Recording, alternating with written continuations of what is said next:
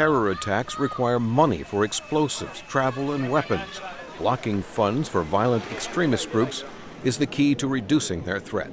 Terrorists used some companies incorporated in Panama to secretly move cash through firms with hidden ownership, and experts say the disclosures may fuel new prosecution efforts. We know from the Panama Papers that there were terrorist organizations that were setting up these shell companies, Hezbollah, for example.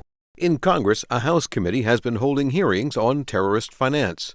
Justice Department officials say they are aware of the newest reports and are reviewing information. Former U.S. Senator Carl Levin says stronger rules for requiring disclosure of company ownership would help stop terrorist finances. In a newspaper article, he told officials not to waste the political opportunity fueled by public anger over the scandal. Senate Banking Committee member Elizabeth Warren urges the Treasury Department to also investigate.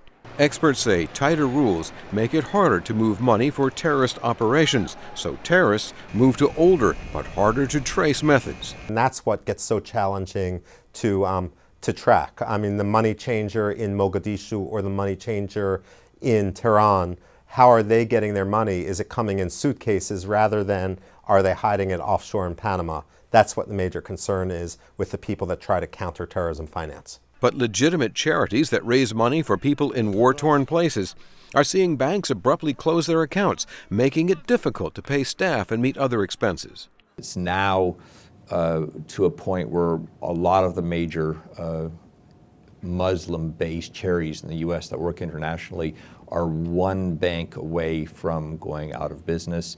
High risk and low reward make banks reluctant to have anything to do with organizations working in some conflict areas like Somalia. Banks tend to make very little money from charities' relatively small accounts, but in some cases have had to pay large fines for violating sanctions. It's all part of a fast-evolving, high-stakes financial battlefield. Jim Randle, VOA News, Washington.